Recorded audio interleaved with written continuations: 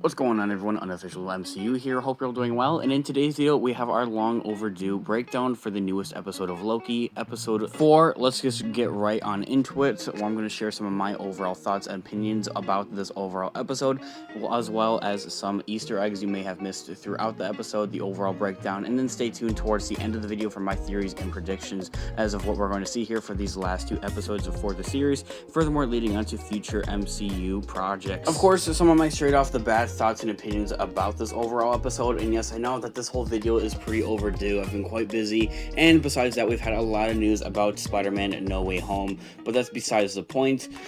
Not only for this episode did it reveal a lot of secrets and a lot of questions were revealed, but what kind of, I guess, furthermore gave us more questions, didn't completely really answer complete questions that a lot of fans had.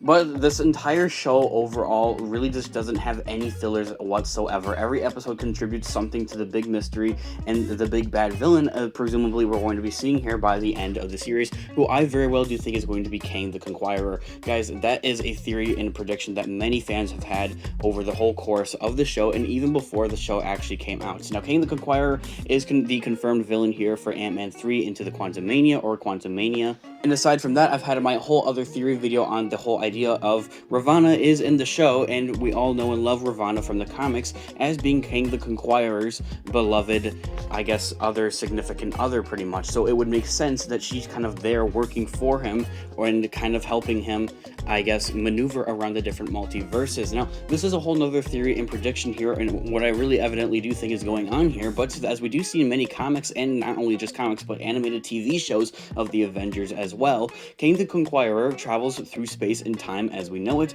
and he's Kang the Conqueror. He conquers different timelines and pretty much is a whole ruler of different, I guess, timelines in that whole aspect of things. So the whole idea, I'm guessing, behind the show is really to reveal the big bad, I guess, of who we're not necessarily going to be seeing here, kind of as the big bad for, like, I guess, like the next kind of like Thanos almost, but someone I think that they're kind of building up a lot of hype, not only to appear here in Ant-Man 3 Quantumania, but also the next Avengers movie.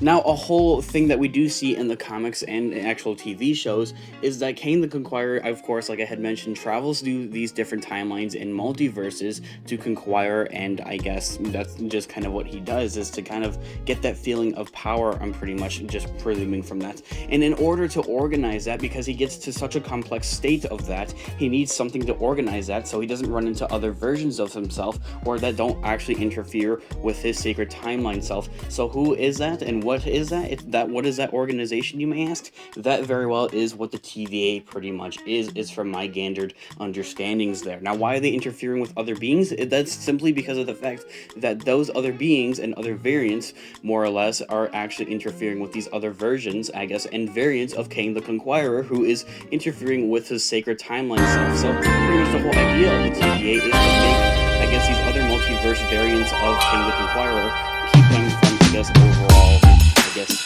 pretty much interfering with himself. And that's for the whole idea in the manner that he is just so complex, I guess, in this point with, I guess, time travel. And looking at it, it does make sense that all of his different variants, I mean, all of these different variants overall, just looking at it, do have pretty much the same idea of what they want to do. When we look at Loki, he's the god of mischief, and he's the god of mischief with every other variant, so it would make sense that Kang the Conqueror is Kang the Conqueror with every other variant. He has that hunger for power. He wants to travel into space for his power in conquering these different timelines. Now, that is a whole nother thing I kind of want to go into a whole separate video there, because I think it's a really good, I guess, idea and prediction theory out there.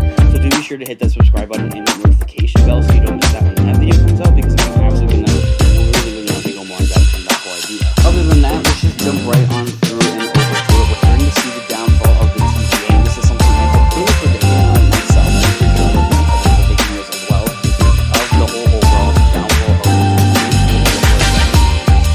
And that whole idea is correct. I mean, taking a young look at she turns on the TVA evidently, and Ravonna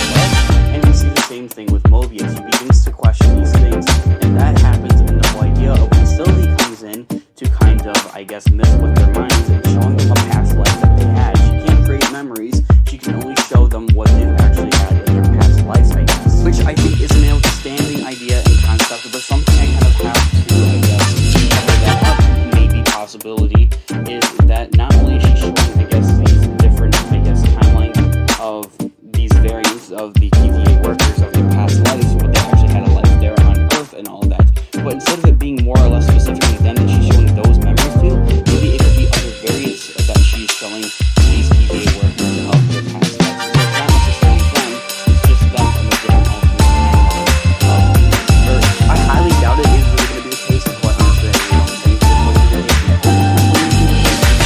It just doesn't really make all that much sense. And furthermore, it just complicates more things of really the whole sort of timeline and the multiverse. And really the whole point here of the Loki show is to set up a lot of things here for different future MCU projects like Doctor Strange 2 and the Multiverse of Madness.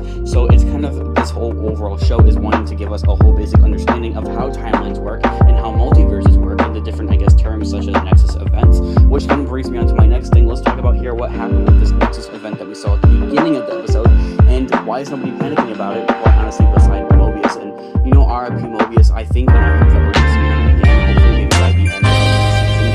It would be kind of nice to give him his happy ending, just seeing him riding on the jet ski. I think it would be something nice. And he's an amazing actor, one wrestling is an amazing thing. And especially seeing there what we saw with the post-credit scene there, as you guys see something that there was a post-credit scene for this episode, and what actually happened there happened with Loki and where he went there. Let's get into the more in-depth there and kind of with the post-credit scene that explain what exactly happened, because it is very complex to me in some sort of aspects. And furthermore, that whole idea of that post-credit scene furthermore just implies that Mobius is still out there. Home for you guys, die-hard fans of Mobius, such as myself, he is still out there. That whole thing is the whole big idea of what they're doing with the